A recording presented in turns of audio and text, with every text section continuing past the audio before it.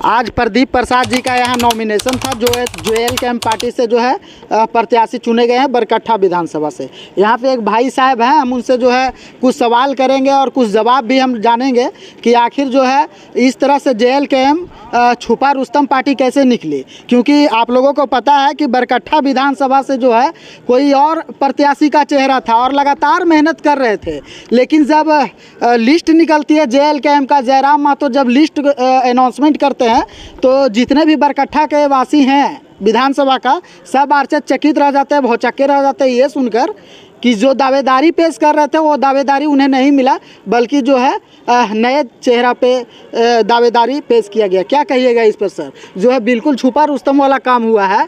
मतलब कि पहले जो है कोई और चेहरा चमका रहे थे, मेहनत किए, इतना बड़ा प्रोग्राम करवाए जयराम महतो का बांझेडी प्लांट में, उसके बाद जब नॉमिनेशन का समय आता है तो पता चलता है कि जो है दूसरा प्रत्याशी को जो है चेहरा बना दिया गया। देखिए, फर्स्ट एक करेक्शन कर देंगे कि महेंद्र प्रसाद मंडल नाम है उनका, जो प्रत्याशी हैं। दूसरा बात, जो एलिगेशन आप लगा रहे हैं, बतला रहे हैं, देखिए कभी कभी क्या होता है ना, कुछ पार्टियों के पास, जिस झामुमो के पास एक विधानसभा में एक ही उम्मीदवार है, लेकिन हमारे पास क्या है कि इस जो नया आइडियोलॉजी है, विचारधारा है, उसमें एक एक विधानसभा में 2, 3, 4, 5, 10 है। आप जिनका नाम ले रहे हैं, रविशंकर भाई शायद आप नाम ले रहे हैं, या गौतम जी का नाम ले रहे हैं, तो बरकट्ठा विधानसभा में बहुत सारे लोग थे, मैं नाम नहीं पा रहा हूँ, लगभग 10 से ज़्यादा थे, जो सारे बहुत शानदार उम्मीदवार हैं। महेंद्र तब से उम्मीदवार है जब से वो बेचारा ये पार्टी स्टार्ट हुई थी हजारीबाग में, जब पहला प्रोग्राम होता जयराम महतो का, तो उसमें महेंद्र एक बहुत ही सिपाही के तौर पे कार्य किया था, और संगठन में सब लोगों से राय लिया गया, और जो बहुत मेहनत कर रहे थे उन्होंने भी समर्थन दिया। उन्होंने कहा कि ठीक है, महेंद्र हमारा छोटा भाई है, हम उनका समर्थन करेंगे। और देखिए, ये पहला चुनाव है, इसके बाद लोकसभा भी चुनाव होगा और विधानसभा का भी चुनाव होगा, तो एक बार से कुछ ऐसा करने वाला नहीं है। दूसरा बात ये है कि बहुत सारी पार्टियों के पास हमने कहा कि उम्मीदवारों की कमी होती है, तो कोई उस पार्टी से तोड़ के ला रहा है, कोई इस पार्टी से तोड़ के ला रहा है, लेकिन आप इसमें कहीं नहीं देखे होंगे कि कोई बीजेपी छोड़ के आया हो तो उसको टिकट दिया गया हो, कोई कांग्रेस छोड़ के आया हो, कोई झामू छोड़ के आया, नहीं। अनुज जी इतना बड़ा प्रोग्राम हुआ 1-2 महीना पहले जो है बांझेडी प्लांट में, हमेशा जो है रविशंकर यादव जो है तत्परता दिखाएं, आगे आकर काम किए, और आप बोल रहे हैं कि जो है महेंद्र प्रसाद जी शुरू से थे, कभी उनका हम इन्वॉल्वमेंट नहीं देखे उस विधानसभा में। कई बार मैंने रिपोर्टिंग खुद करने गया हूँ। नहीं, आप सही बात बोल रहे हैं, रविशंकर जी बहुत मेहनत की और बहुत शानदार मेहनत की है, और हम ये बोल सकते हैं कि अगर महेंद्र प्रसाद चुनाव जीता है तो उसमें बड़े भाई की भूमिका में रविशंकर यादव रहेंगे, और बहुत काम किया है। महेंद्र को भी अच्छा काम किया है, तो रविशंकर प्रसाद और तमाम लोगों के सहमति के बाद एक छोटा भाई को अगर आगे बढ़ाना है तो इसमें बड़ा दिल दिखाया रविशंकर प्रसाद ने, और उनको आगे करने का काम किया है। ऐसे तो फूट हो जाएगा। नहीं, अगर फूट होता, आप देखें कि वो साथ में थे, आप उनसे पूछिए, वो साथ में थे, उन्होंने बड़ा दिल दिखाया और कहा कि ठीक है, अगर हमारे छोटे भाई को टिकट मिलता है तो हम पार्टी के साथ हैं, आइडियोलॉजी के साथ हैं, और वो कंधे से कंधा मिला के आगे चलने का। जाति समीकरण देखकर लिया गया है ये फैसला? नहीं, देखिए जाति समीकरण, देखिए आप झारखंड में जाति को अलग नहीं छोड़ सकते, लेकिन जाति एक कंटेंट है, ऐसा कोई बात नहीं है। बहुत सारी चीज़ों को लेता है। देखिए, कमेटी है, स्क्रीनिंग कमेटी आई, संसदीय बोर्ड, पार्लियामेंट्री बोर्ड आई, और उसके बाद लास्ट में तय होती है। कोई एक व्यक्ति के डिसीजन से नहीं होता है कार्य को। कितना सीट ला रहे हैं जोएल कैंप, क्या उम्मीद लग रहा है? देखिए, हम सेफोलॉजिस्ट नहीं है कि हम डायरेक्ट ये पॉइंट नोट करें कि हम इतना सीट ला रहे हैं, लेकिन हम ये बात कहना चाहते हैं कि जिस प्रकार से युवाओं का लगातार क्रेज बढ़ रहा है, तो हमारा वोटिंग का परसेंटेज इंक्रीजमेंट होगा। 8 लाख वोट हम लोग लाया था प्लस लोकसभा में, तो इस बार हमारी जो वोटिंग है परसेंटेज वो बढ़ेगी, और बहुत सारे सीटों पे हम लगते हैं कि बहुत क्लोज फाइट में रहेंगे, और बहुत सारी सीटें हम जीतेंगे। तो ये कह सकते हैं कि सरकार बनेगी तो या तो हमारी बनेगी या तो हमारी सहमति से बनेगी, हमारे बिना बनने की संभावना नहीं है। मतलब सरकार में रहिएगा?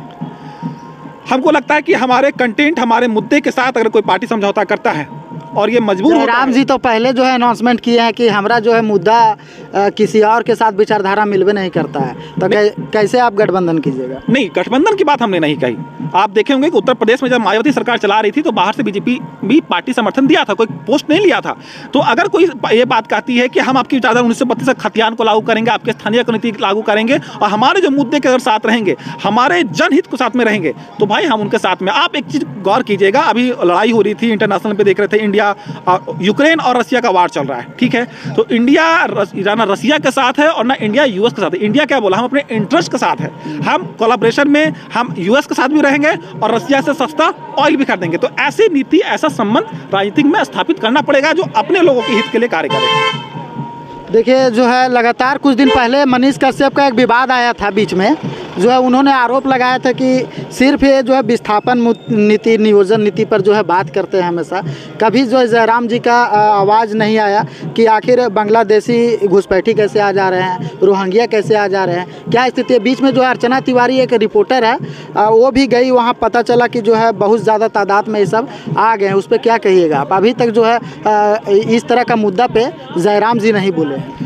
देखिए, एक तो ये है कि मनीष कश्यप को हम बहुत सीरियसली नहीं लेते हैं, ठीक है। एक यूट्यूबर थे, अब वो हो गए बीजेपी के नेता, ठीक है। एलिगेशन लगा रहे हैं, वो ठीक बात है। वो ये बात बताए कि आपने क्या कार्य किया, वो जो लगा रहे एलिगेशन, क्या काम किया आपने? क्या आके कोई क्वेश्चन किया जा रहा मातो सर, उसका आंसर नहीं दिया आपने? कभी ऐसा हुआ नहीं। आप बैठ के कहीं पर खड़ा होकर बात कर रहे थे। मनीष कश्यप का हमने खुल के विरोध किया कि वो जमशेदपुर में क्या कर रहे थे, यूपी बिहार सम्मान अधिकार रैली निकाल रहे थे। हमको ये कहना है कि आप झारखंड में यूपी बिहार का आदमी रह सकता है, लेकिन आपको झारखंड स्वाभिमान यात्रा क्यों निकाल रहे हैं? आपको यूपी बिहार स्वाभिमान निकालने की जरूरत क्यों पड़ा? तो उसका विरोध हम लोग नहीं किया। दूसरा बात, आप अर्चना तिवारी का बोल रहे हैं, जो द राज धर्म नाम का चैनल चलाती हैं, अगर उनको ये बात लग रहा है या बीजेपी के लोग कह रहे हैं कि वहाँ घुसपैठिया हुआ है, हम 2 मिनट के लिए मान लेते हैं कि ठीक है। जमाई टोला के नाम से जो है फेमस हो गया है वह आपका सिबुम तरफ, आपको पता ही होगा जमाई टोला। हम बिल्कुल सही बात बोल रहे हैं। जमाई टोला का मतलब इस संथाल में इस बात का होता है कि जब किसी महिला से कोई गैर संथाली विवाह करता है तो उसके लिए अलग टोला बनाते हैं, उसको जमाई टोला बोलते हैं। ये बात सही बोल रहे हैं। 1 लाख रोहिंग्या मुसलमान भारत में आ गया, 2 लाख बांग्लादेशी मुसलमान भारत में आ गया, आदिवासियों के विवाह किया, उसकी जमीन हड़पने का काम किया, हम सारा बात को मान रहे हैं। लेकिन एक बात बोलिए कि कोई अगर आ रहा है बांग्लादेश से तो उसको रोकने का काम कौन करता है? बीएसएफ काम करता है ना। और जो टेक्निक हमारे जो इंटेलिजेंस है वो काम करता है, वो किसका अधीन में है? सेंटर का अधीन में है। और सेंटर में कौन है? बीजेपी है। तो मनीष कश्यप अपने ही पार्टी को तो आलोचना कर रहे हैं। आप भी जो है वो जेएमएम की भाषा बोल रहे हैं अनुज जी।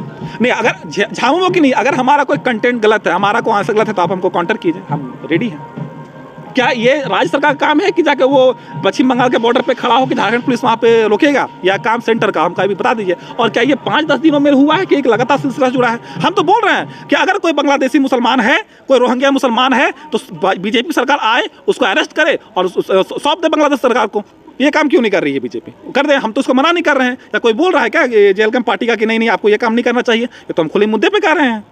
बरकट्ठा विधानसभा में लैंड लूजर का मामला बहुत है, ठीक है। उन लोग को अपना हक अधिकार नहीं मिल पा रहा है, उसके लिए क्या नीति बनाए हैं आप लोग ने? क्योंकि आप जो है लगातार जो प्रत्याशी हैं उनके साथ रह रहे हैं, क्या उनके लिए नीति है? कुछ स्पष्ट कीजिए। क्योंकि बहुत जो है आप साप्ताहिक जो देखते होंगे कि कोई ना कोई जो है वहाँ पे हड़ताल करते रहता है बांजेडी प्लांट में, उस पर आपका क्या कहना है? देखिए, बांजेडी प्लांट हो गया या बड़कागांव का गोंदलपुरा का मामला हो गया, पूरा बड़कागांव विधानसभा का मामला हुआ, झारखंड में झरिया चले जाइए, धनबाद, तमाम जगह पे आपको लैंड का, ज़मीन का जो मामला है ना, वो बहुत गंभीर, बहुत सेंसिटिव है।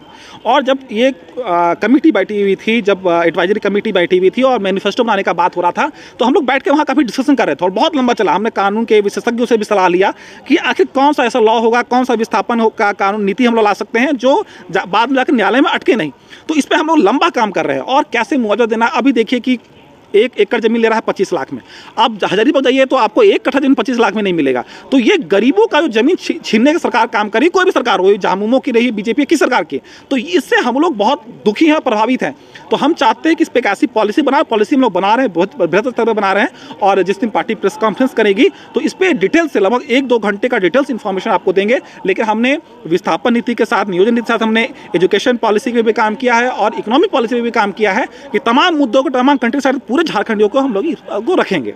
चलिए, बहुत बहुत धन्यवाद। तो हमारे साथ बरकट्ठा विधानसभा क्षेत्र से महेंद्र प्रसाद जी, जिन्हें JLKM का प्रत्याशी बनाया गया है, और उनके सहयोगी जो है अनुज जी, हमारे अनुज शंकर जी, जो साथ में थे। विभिन्न मुद्दा पे हम लोग को डिस्कशन हुआ।